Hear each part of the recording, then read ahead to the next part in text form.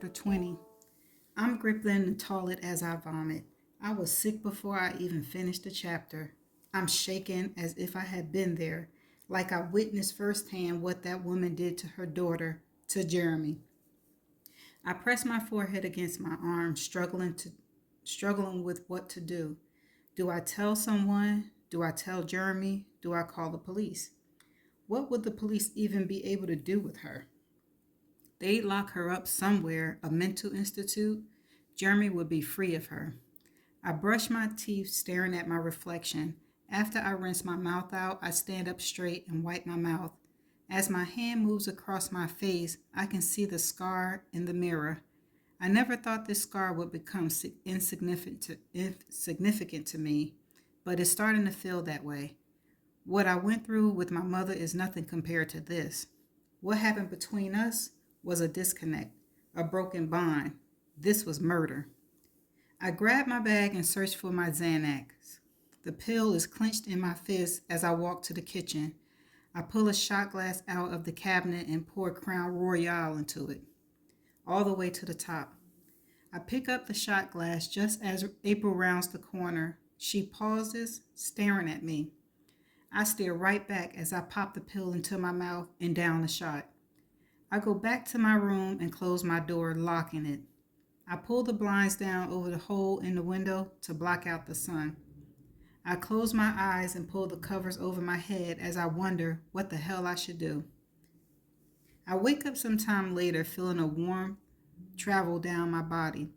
Something touches my lips. My eyes flick open. Jeremy. I sign against his mouth as he lowers himself on top of me.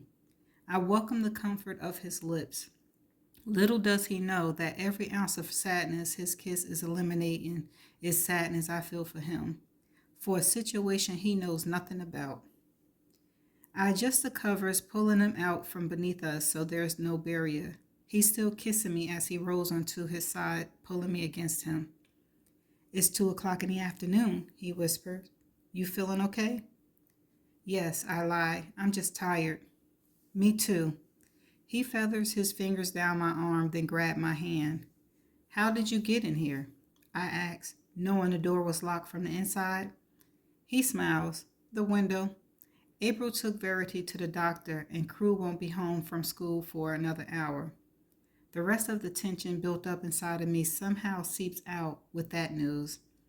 Verity isn't in this house, and I'm at instant peace.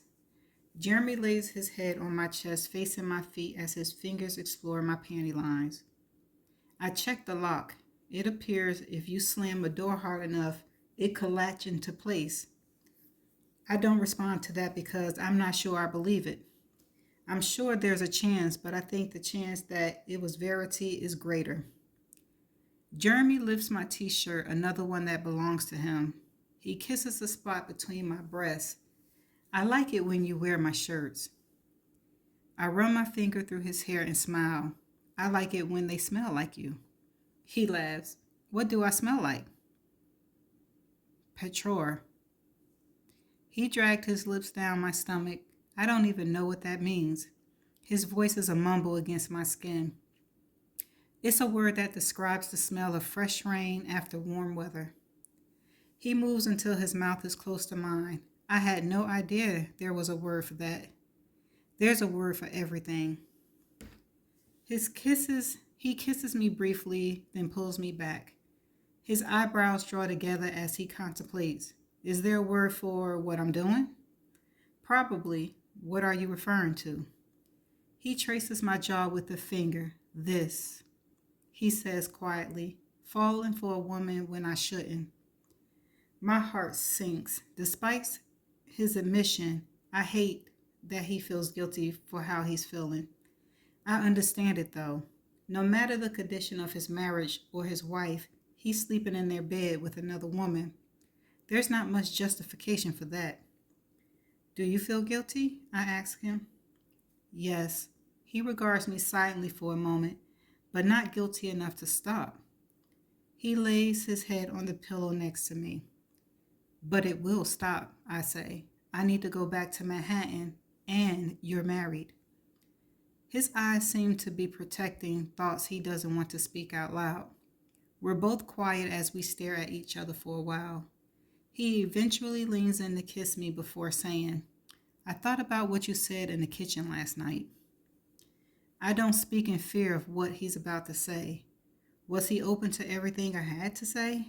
Does he agree that the quality of life is just as important as verities? I called a nursing facility who will take her during the week starting Monday. She'll come home 3 weekends a month. He waits for my reaction. I think that's the best thing for all three of you. As if I see it happen in real time, the grief begins to evaporate. From him, from this house. The wind is blowing through the window. The house is quiet, and Jeremy looks at peace. It's in this moment I decide what to do about the manuscript.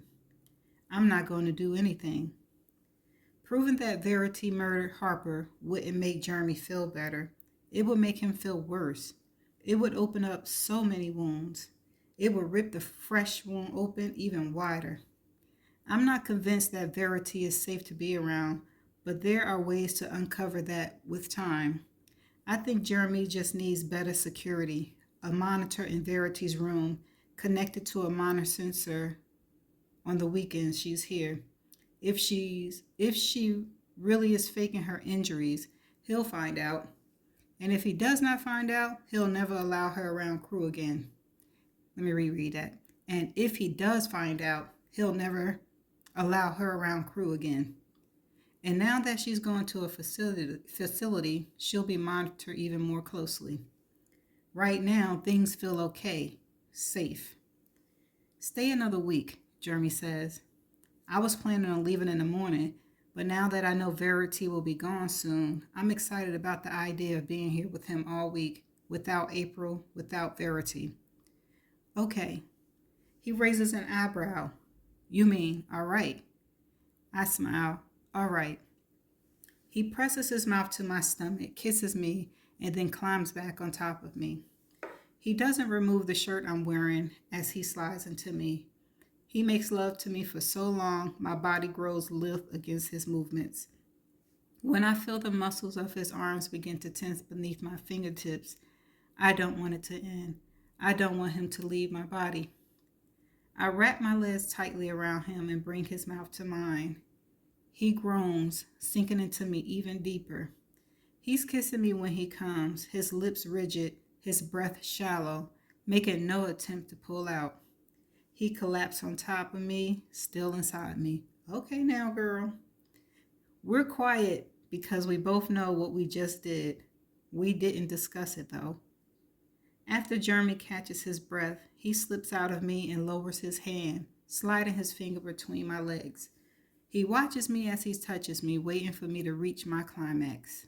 When I do, I'm not worried about how loud I am because we're the only ones here, and it's bliss. When it's over, I relax against the bed and he kisses me one last time. I need to sneak out before everyone gets home. I smile at him, watching as he dresses. He presses a kiss to my forehead before walking across the room to climb back out the window. I don't know why he didn't use the door, but it makes me laugh. I pull a pillow over my face and smile. What has come over me?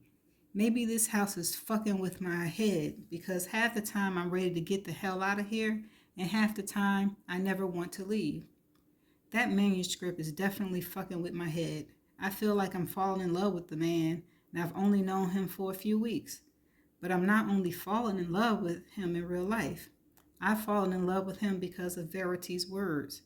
Everything she reveals about him has given me insight into the kind of person he is, and he deserved better than what she gave him. I want to give him what she never did.